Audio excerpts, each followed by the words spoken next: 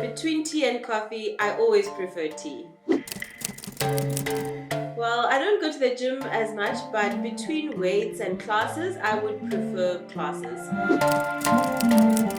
I feel most at peace in the bush. My teenage self would be proud that I have led with purpose and am exploring all of my dreams.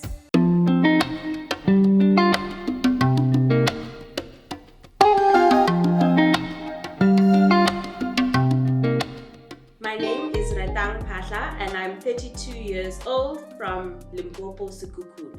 So I'm the CEO of Setšong Tea Crafters and we are a manufacturing company. We manufacture herbal teas out of indigenous plants that naturally grow in the Limpopo region and that have been consumed by the Bapedi people for hundreds of years as herbal teas. When we started this business, we didn't have access to a factory or offices. We only had our home. So we started infusing these teas in my mother's kitchen and packaging them in a back room in her house. So what we would do is that the women in Limpopo had this grinding stone. Most of them had a grinding stone in their homes, and even in one of the homes there was a huge grinding stone actually with 6 holes. So they would grind the tea in their own yards and dry it out in the sun and package it and send it to us via taxi to Gauteng, and then we would receive it and then we would just infuse it in my mom's kitchen and package it in her back room and sell it to customers through our online shop and through weekend markets that we had access to. And as this journey progressed, we were then able to actually set up a space using my grandfather's farm, which he had left behind for us. And on this farm, he had built 7 rondavels.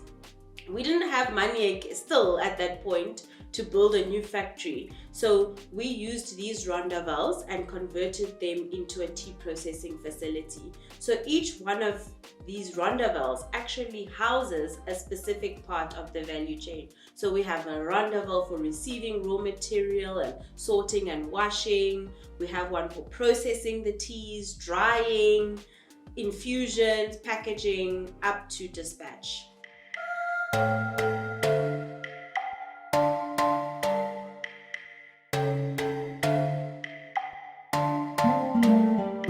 I studied to be a quantity surveyor and I worked as a quantity surveyor for a few years, but I wasn't completely fulfilled and I actually started getting a grasp on the work quite quickly, so I didn't feel challenged as much as I wanted to. So on the weekends I started doing some community work.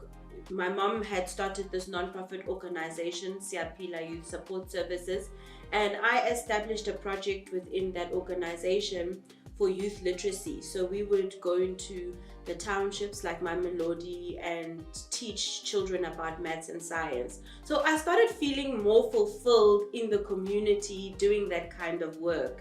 And at the same time, as I was doing this work, my mom was also in the communities in Limpopo, in our village, and she would come home with these teas and so many other things that she would discover in the village. And initially, I thought I was just going to help her because she needed help establishing a business using these indigenous, foods and teas that she had learned about in Limpopo. And I thought, on the side, I'll just assist her. And I also had this strong sense and desire for entrepreneurship as well. I was trying to start my own construction company aligned to what I had studied and the industry that I was working in. But as I started assisting her more, I started shifting away from, that idea to start my own business. And I started just getting so inspired by, the potential of what we could do with these products. I started doing more research about the tea market globally and opportunities to, expand our reach in the market, both locally and internationally, and also the opportunity to innovate. So like I mentioned, we developed a range of different infusions using these herbal teas. So I would go into the kitchen and I'd spend hours experimenting with different herbs and spices and testing how the flavors work together. And before I knew it, I was fully absorbed in this idea and dream to build a global tea business. This is my beautiful mother, who was able to untap all of these indigenous assets in Limpopo. She was able to lead the women into exposing these indigenous natural resources that they've been consuming for hundreds of years and show them the true value that they had in their hands. The impact of Setšong Tea Crafters can be seen and observed through our business model.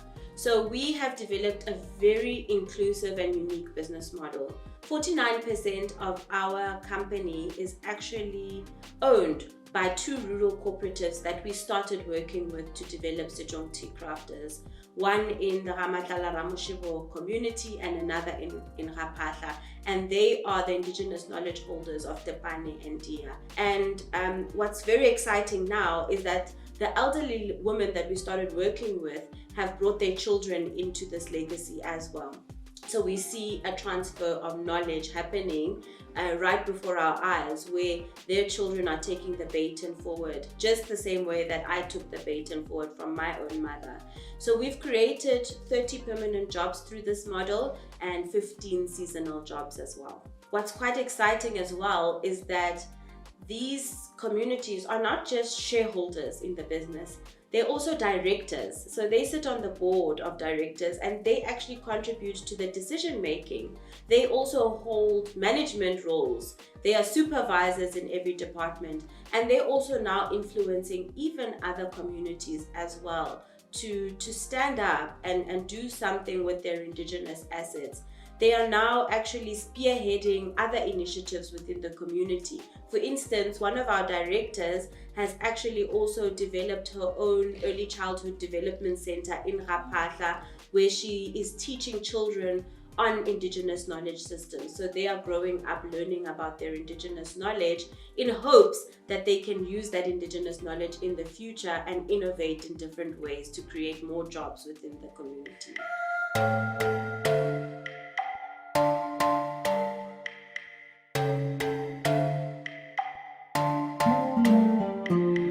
Winning the Veuve Clicquot Bold Women Award 2025 is really symbolic of what we can do with our indigenous knowledge systems, and it also shows that the world is ready for African stories. This award is not just for me, it's for all the women in Limpopo who are working hard every day to support their communities, that are sacrificing for their children, that are working tirelessly to create jobs, and also that have held on to this knowledge. Without these women, this knowledge would have been lost and we wouldn't have anything to preserve for the next generation. So it's not just mine, but it belongs to all the women that work hard and tirelessly to make their communities better. My advice to any aspiring entrepreneur, especially coming from the rural areas of South Africa, is that just start with what you have. You've heard our story that we turned rondavels into a tea processing facility. Start where you are, network, and find the right opportunities that align to your brand and the business that you're starting. And collaboration is key. As SMMEs, I think the best way for us to grow faster is by collaborating. But I'd also just like to add that don't ever underestimate your dreams. It just takes one little dream and belief, and you can change your whole community. When I'm not working and I'm not on the entrepreneurship grind, I like to spend my free time with my family. I spend time with my son and my husband and my mother and our immediate family, and we love to spend our downtime just bonding, cooking good food, and also spending time outdoors on the farm, taking hikes and camping, and that's how we unwind.